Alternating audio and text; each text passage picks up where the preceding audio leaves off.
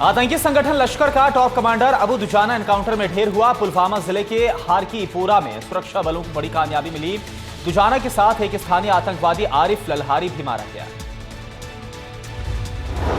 ISIS के लड़ते हुए मारा गया। केरल का एक और युवक मोहम्मद मारवान के परिजनों को मिले टेलीग्राम मैसेज से खुलासा हुआ। केरल से फरार 22 में से अब तक 4 युवाओं की मौत हुई। सोहराबुद्दीन एनकाउंटर मामले में गुजरात के पूर्व डीजीपी डीजी वंजारा बरी हुए। मुंबई की स्पेशल सीबीआई कोर्ट ने राहत दी है। मामले में 8 साल जेल में रह चुके हैं वंजारा। पीएम मोदी ने असम में बाढ़ प्रभावित इलाकों का जायजा लिया। असम के सीएम समेत पूर्वोत्तर के कई मुख्यमंत्रियों से चर्चा की गई है। प्रधानमंत्री कार्यालय की ओर से बाढ़ में घायलों के लिए की गई सहायता की घोषणा।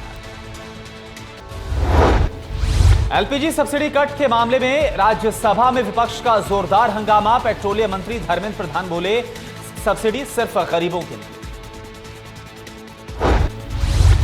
राज्यसभा में सांसदों की गैर मौजूदगी से हुई मोदी सरकार की किरकिरी से बीजेपी अध्यक्ष अमित शाह नाराज। अनुपस्थित सांसदों को दी चेतावनी, सभी को अलग से बुलाकर करूंगा बातचीत। 15 से 30 अगस्त के बीच बीजेपी करेगी संकल्प यात्रा का आयोजन। अनंत कुमार बोले, 2022 तक देश के विकास एजेंडे पर चर्चा होगी। लालू प्रसाद यादव के बड़े बेटे तेज प्रताप की मुश्किलें बढ़ गई हैं। नीतीश सरकार ने मिट्टी घोटाले में नई जांच कराने का आदेश दिया। पर्यावरण एवं वन मंत्री रहे तेज प्रताप के कार्यकाल में हुआ था घोटाला। मिशन साउथ में जुटी बीजेपी एनडीए में शामिल हो सकती है तमिलनाडु की सत्ताधारी पार्टी एआईएडीएमके। तमिलनाडु के मुख्यमंत्री ईपीएस पलानीसामी ने आज बुलाई पार्टी विधायकों की बैठक। कांग्रेस नेता शशि थरूर की पत्नी सुनंदा पुष्कर की मौत के मामले में दिल्ली पुलिस की स्टेटस रिपोर्ट से दिल्ली हाईकोर्ट संतुष्ट नहीं है। कोर्ट ने पुलिस को सख्त निर्देश देते हुए मामले में एडिशनल स्टेटस रिपोर्ट को दाखिल करने का निर्देश दिया। दिल्ली के उप मुख्यमंत्री सिसोदिया ने कैग को लिखा पत्र। वित्तीय मदद पाने वाले कॉलेजेस की ऑडिट की मांग की गई है। दिल्ली सरकार 28 कॉलेजों को देती है वित्तीय मदद। कॉलेजों में 10 महीने से नहीं बनी है गवर्निंग बॉडी। गाजियाबाद के जीडी गोयनका स्कूल में 4वीं क्लास के छात्र की कैंपस के अंदर संदिग्ध परिस्थितियों में मौत हो गई। सीढ़ियों से फिसलकर हादसा हुआ। दिल्ली में अवैध संबंध के शक में पत्नी की हत्या। आरोपी ने की पुलिस को गुमराह करने की कोशिश। हत्या के बाद लूट दिखाने की आरोपी ने की कोशिश। पुलिस ने आरोपी पति को गिरफ्तार किया। नोएडा में 18 दिन की नवजात बच्ची को अस्पताल में छोड़कर मां फरार हो गई। सेक्टर 24 की ईएसआई अस्पताल में लावारिस हालत में बच्ची मिली है। अस्पताल ने बच्ची को चाइल्ड हेल्पलाइन के हवाले किया। पुलिस कर रही बच्ची के परिजनों की तलाश। दिल्ली में इंश्योरेंस कंपनी को चूना लगाने वाला गिरफ्तार हुआ। कार चोरी की एफआईआर को दर्ज करवाकर लगाता था चूना। पुलिस ने आरोपी के पास से BMW समेत 3 कार की बरामद किया। आरोपी एसएसबी का भगोड़ा हवलदार है। साउथ दिल्ली के कोटला मुबारकपुर थाना इलाके में महिला को उसके दूसरे पति ने चाकू से हमला कर मौत के घाट उतार दिया।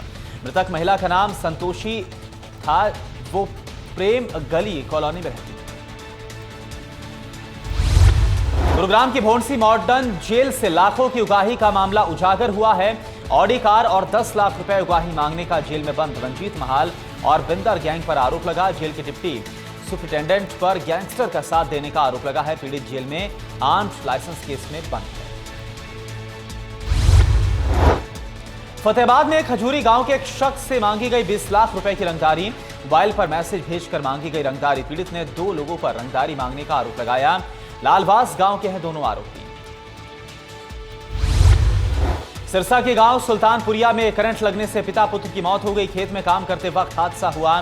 पुलिस ने शव कब्जे में लेकर जांच शुरू की है। बहादुरगढ़ के मेहंदीपुर के डाबूदा गांव में प्रेमी युगल ने जहर खाकर खुदकुशी कर ली। दोनों का शव गांव के खेत में पड़ा हुआ मिला। लोगों को खेत में शव पड़े होने की जानकारी तब लगी जब सुबह के वक्त गांव के लोग खेत की तरफ जा रहे थे।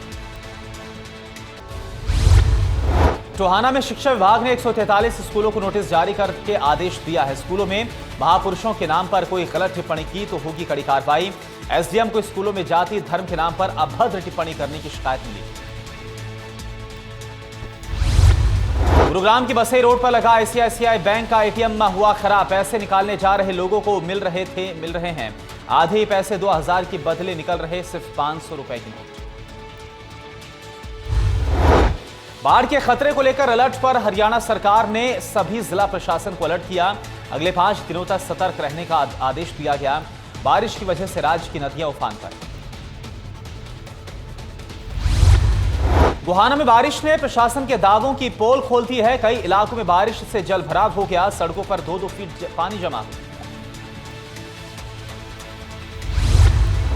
स्थानीय लोगों की माने तो शहर में सफाई व्यवस्था का काफी बुरा हाल है और इसके चलते सभी सीवरेज बंद पड़े हुए हैं और इसी वजह से सड़कों पर पानी जमा हो रहा है।